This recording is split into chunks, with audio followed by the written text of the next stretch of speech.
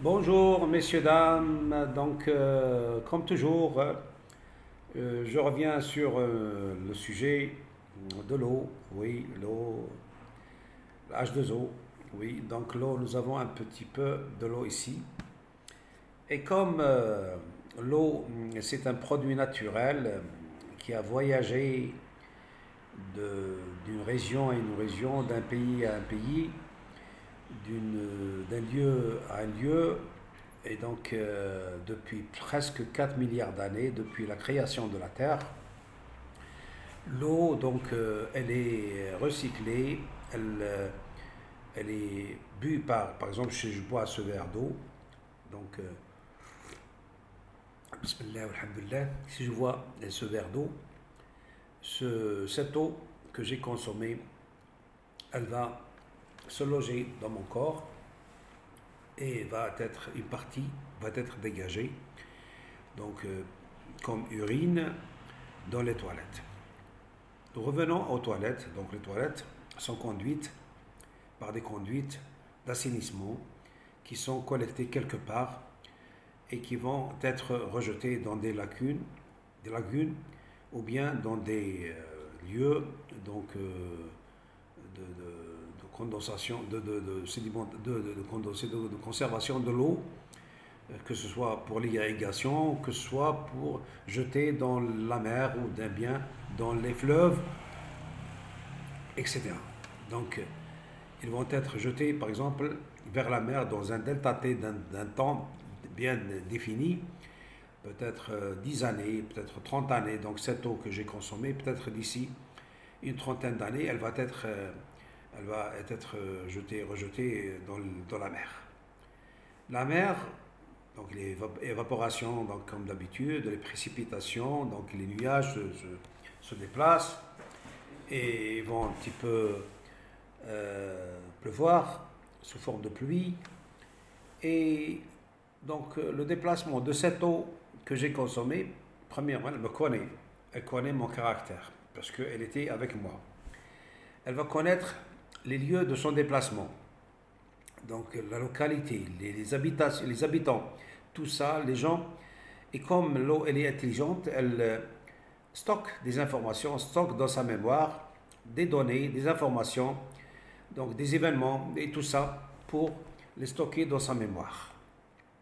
Comme je l'ai dit donc dans les expériences passées, l'eau elle est intelligente et elle a une mémoire et elle conserve toutes ces informations lors de son passage. L'eau, donc une fois tombée comme pluie, donc elle va passer par des montagnes, elle va passer par des habitations, elle va passer par des gens, elle va passer par des animaux, elle va passer par des plantes, elle va irriguer et elle va être transportée donc via les plantes, via les animaux, via les récipients, ou bien via les fleuves, via la rivière, via les bouteilles d'alimentation en eau, etc. Si cette eau-là, donc qui est devant moi, elle n'est pas créée aujourd'hui, donc elle a été créée presque 4 milliards d'années avec la Terre, ou même dans la genèse de la Terre, et elle a ces informations, elle est intelligente, maintenant elle me comprend, elle m'écoute, et elle sait ce que je suis en train de dire. Si les propos sont beaux, ils sont jolis, ils sont extraordinaires, pour que cette eau ne s'énerve pas, pour que cette eau aime ce que je lui dis, elle va être soulagée. Elle va être d'un goût un petit peu assez spécial. Oui, je vous jure. Et elle va être comme un traitement. Donc pour les préparations de repas, pour les préparations de café, pour les préparations de limonade, etc. Pour la préparation de nourriture, quelle qu'elle soit la nourriture. Si cette eau, donc elle me comprend et elle agit et réagit selon mes propos, si je lui lance le Coran, Ruqya, oui, Ruqya, le Coran, c'est les paroles de Dieu, ce n'est pas les paroles, mais mes paroles personnelles, ou les paroles de quelqu'un, d'un savant. c'est les paroles de Dieu. Chaque lettre associe Allah ou bien Inna alladhina qalu rabbuna Allah thumma istaqamu. Chaque lettre qui se trouve dans cette phrase-là, elle est choisie par Dieu, son emplacement, etc.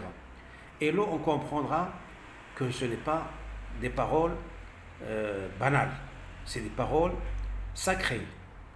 Et elle va un petit peu être soulagée et elle va peut-être, si ma pensée, comme l'eau, elle pénètre dans ma pensée, elle a ce pouvoir de pénétrer dans ma pensée, de lire dans ma pensée, si j'ai un mal dans le côlon, au côlon ou bien dans l'estomac, si j'ai une diarrhée, je ne sais pas, une intoxication, je lui demande dans ma pensée que ces versets coraniques, c'est pour traiter ce que j'ai comme mal. Et c'est miraculeux dans tout ça. C'est instantanément, c'est par expérience que je suis en train de le faire. Elle agit, réagit et elle traite mes mots. Extraordinaire, d'une façon instantanée.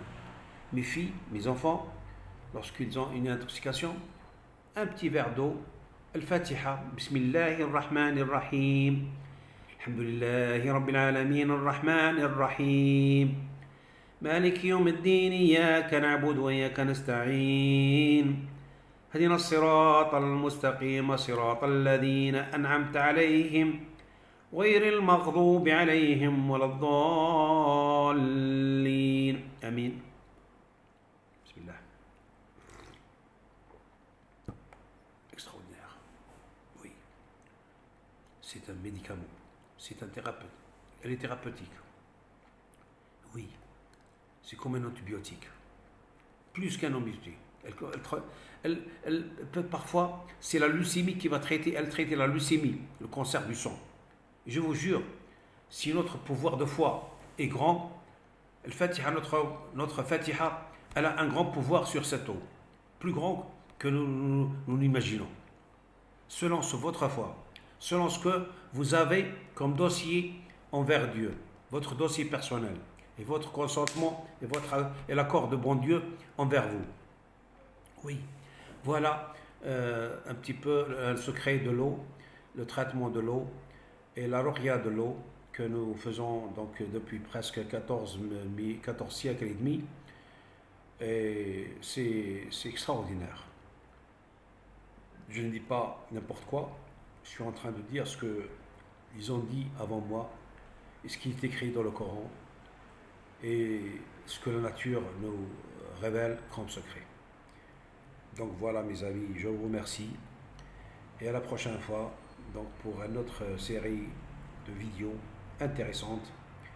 Je vous demande un petit peu de patienter, de me suivre et donc comprendre si vous avez des critiques, je suis là pour les accepter. Si vous avez des remarques, je suis là pour les accepter. Si vous avez des encouragements, like, merci. Voilà.